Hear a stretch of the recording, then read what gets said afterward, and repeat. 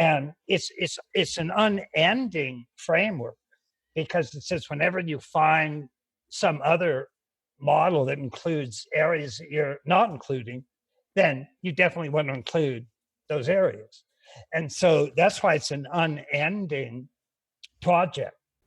In this video I will give my thoughts on Ken Wilber and integral theory, and why I am not all that enthusiastic about his work.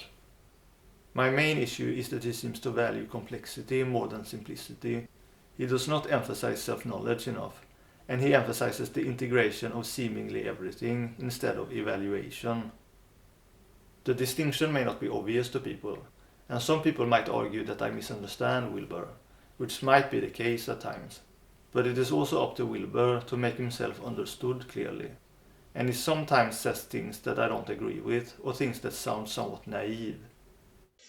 That's what happened with the Western Enlightenment, is that we moved up a stage in growing up. For example, he often says that slavery ended thanks to Enlightenment values, as per the spiral dynamics model of conscious evolution. But what we did do when we got up to world-centric is we looked around and said, wait a minute, one person is owning another person? That's not right. That's very, very bad. Shame on you. And so in literally a 100-year period from about 1770 to 1870, very recent, slavery was outlawed in every major rational industrial country on the face of the planet. Nothing like that had ever happened. So it was moving up a stage just at large. But many historians agree that the main factor contributing to the end of slavery was the rise of technology to replace human labor with machines, not a rise in human wisdom. It seems to me that Wilber himself neglects the interobjective dynamics in his own model here. My evaluation compass is not a goal to integrate, but to evaluate and separate cultural phenomena, mainly human thoughts, attitudes and worldviews, and where these exist in relation to the principles of ultimate reality or timeless parameters. I don't know if Wilber interprets holism as a harmony of different ideas, or the organization of ideas according to the levels as per spiral dynamics. But if it is the latter, which would make more sense, then why are the highest levels called integration and holism instead of organization and evaluation? The success of any type of integration is dependent on either reaching common ground or directing all parties towards an impartial, transcendent idea or principle they must equally subordinate themselves to. What this common ground or transcendent principle is has not been clarified in Wilber's system, from what I can tell, other than the idea of integration itself, which becomes like a circular argument. How then is integration actually achievable? Spiral dynamics, which Wilber often refers to and seems to use, places ideologies at different levels. But what it doesn't take into consideration is that human beings with different levels of consciousness will have different interpretation of any ideology or knowledge. It is this essential quality that the levels in timeless education focuses on. Wilber will, for example, say that postmodernism, feminism and ecology belongs to green values. But there can be a qualitative difference in how different people with these values interprets and lives them.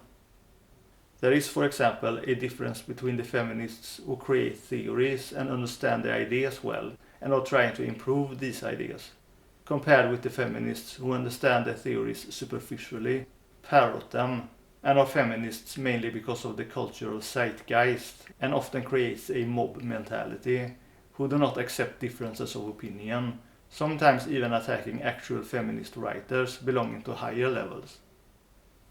And below that you have feminism once implemented and turned into a rigid bureaucracy, something we have perhaps not fully seen yet, though the current gender quotas seem to lean in that direction. And this happens to all ideas that are implemented sooner or later. Even if it turns out to be a better system than before, it doesn't change the fact that there is not much creativity or flexibility at this level, and also no deeper understanding beyond following instructions.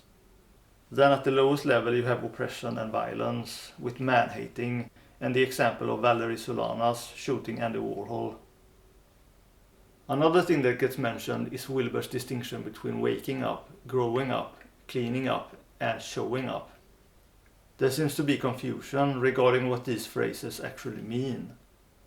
It seems that waking up refers to letting go of identification with anything but your inner observer. It is not stated that way though, so perhaps Wilber means something different. But if he means what I said, then I'm fine with this aspect, though not with the language. It seems that growing up refers to incorporating more perspectives, and that it is something new to his system that did not exist in old religions. This part seems to be more about holding complexity rather than letting go and adapting to oneself, which is the problem I mentioned at the beginning. A simple synthesis is all you need. We should travel lightly so that we can be present and engage with our moment-to-moment experience, not keep adding knowledge and different viewpoints. It seems that cleaning up refers to psychological integration, somewhat similar to what I'm often talking about, though ironically it is precisely the addition of more complexity and viewpoints that makes things more muddy and less clean in our psyches. I am still not sure what he means by showing up. Something about taking the 4 quadrants into account. But it probably has something to do with taking action as a fully developed person in the world. And that's the frustrating thing. A lot of these terms sound like they have potential to be valid, but once you actually look into them and listen to Wilber talking, it just sounds unfocused or off somehow.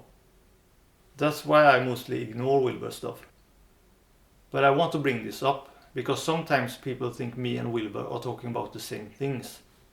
And I might say that Wilber already has something like it in his system. Maybe he does, but maybe not. Sometimes things can sound similar, so that if you don't have a deep or comprehensive enough grasp of it, you might assume it is the same, when actually they are not the same. And then distortions and confusions may set in, so that you are mixing 2 ideas in your mind that are better kept separate. I see this all the time, people who follow and mix incompatible teachers.